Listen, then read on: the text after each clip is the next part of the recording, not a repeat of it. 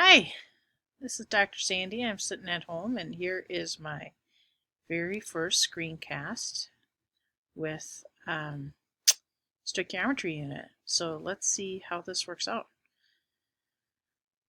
So hopefully you can see the screen. Maybe I need to open here. Just a second. Just a second. Okay, here we go. Is this what I want? Yep, this is what I want.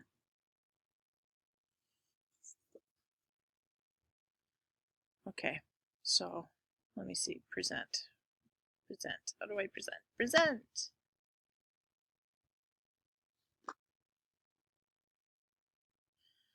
All right.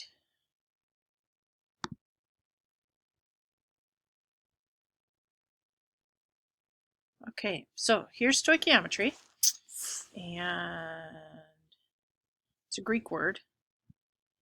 Stoich meaning something I can't remember, and metry is measure. It's essentially the measurement of molecules. But let's start with something that is a little easier than molecules. Let's start with making a tricycle. So here is a chemical equation. It's kind of like a recipe.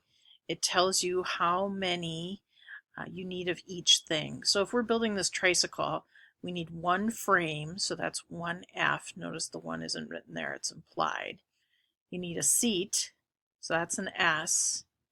You need 3 wheels, so W for wheel 3, showing that you need 3 wheels. You need a pair of handlebars, so that's an H. And then you need 2 pedals, so 2P.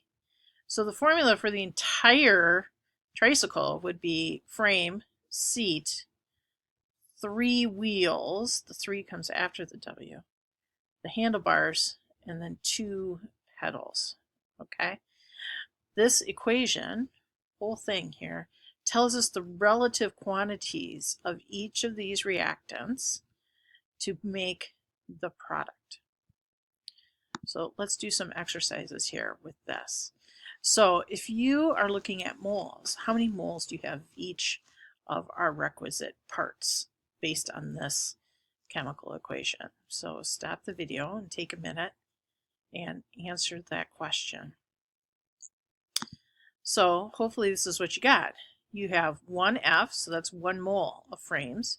You have 1S, that's 1 mole of seats. You have 3 wheels, so that's 3 moles of wheel.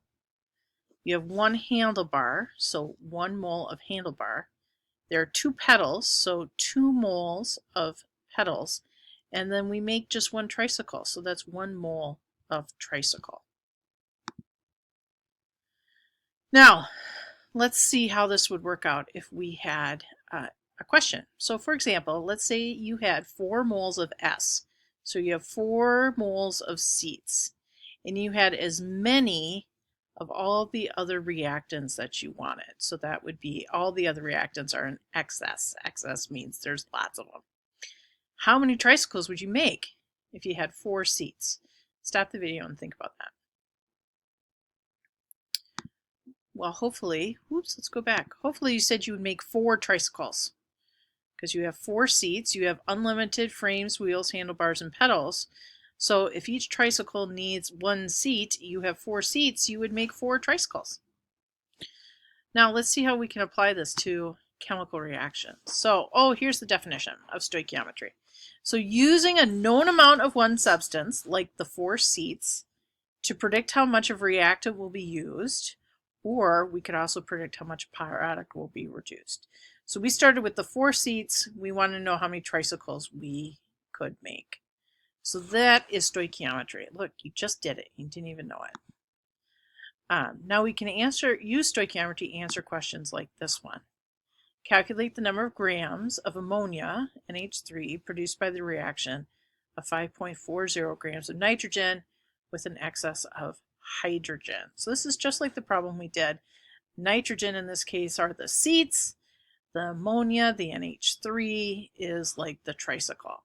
All the other components of the bicycle are like the excess hydrogen. You have lots of it. So let's see how we do this. So let's start with a balanced equation. That's step 1 down here on the bottom. Balance this equation. So go ahead and do that real quick. Hopefully you got that. You put a 3 in front of the hydrogen, you make 2 ammonias. Now we're going to make stoichiometry really easy. We're going to use this box method. So you want to draw out this box, and you want to put a column under each of the compounds. So you'll see we have a column for nitrogen, we have a column for the hydrogen, and here's a column for the ammonia. These labels on the side are always the same. It's grams, molar mass, moles. And then we can fill in some of the information that we know from the problem. So let's go ahead and do that. You'll notice in the problem we're given that we have 5.40 grams of nitrogen. So under the nitrogen column, with the grams, I can fill in that number. Okay. We know we're trying to find how many grams of ammonia, so that's why I put the little star here. You could also put a circle or box in this area to show this is where you're trying to go. We want to know how many grams of ammonia we're going to make here. We can figure out molar mass for anything. We just use our periodic table. If I go to the periodic table and look up the molar mass of nitrogen, you'll see it's 14.01. There are 2 nitrogens, so 14.01 plus 14.01 gives us 28.02 grams per mole. Remember, grams per mole is the label for molar mass. We can find the molar mass of the ammonia as well. So we have 14.01 for the nitrogen, and then we have 3 hydrogens, which is 1.0079, and we add those 4 numbers together, and we get 17. Do not, I repeat, do not multiply the molar mass by 2. This 2 in front will come in later. Just look at the mass of the compound itself. And now we can move on to step 3, which is where we're going to calculate some of this information. So we always have to go through moles to do anything. So the first thing we want to do is calculate how many moles 5.40 grams of nitrogen really is. Well, to make this easy, you just multiply the 2 numbers going down. No, wait, you divide. Pardon me, you divide. Down, divide. D4 down, D4 divide. So you take 5.40, you divide by 28.02.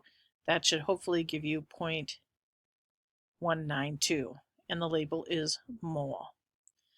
Okay, so that's step 3. Now, how do we go over here? What did we do to get this number over here? Well, I'll show you in a second. Oh, here's where we use the coefficients in the front. This is where this 2 now comes involved. So I notice if I think through this, I have 1 of the nitrogens, and that's going to make 2 ammonias. So for every 1 nitrogen, I need 2 ammonias. So if I have 2 nitrogens, I'm going to make 4 ammonia.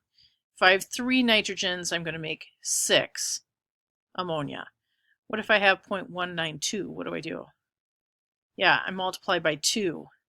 So 0.192 multiplied by 2 gives me 0.384. So that's how I got that number. Okay, now, how did I get the 6.54? Oops. Well, what I did was that I went up. I had 0.384 times 14, or 0.17034 gives me 6.54. So when you go up the column, when you're trying to fill in a blank at the top, you multiply. So the 0.384 times the 14.034 equals 6.54. Okay, so there is your example. And that is the end of our video. Let's see how it turned out.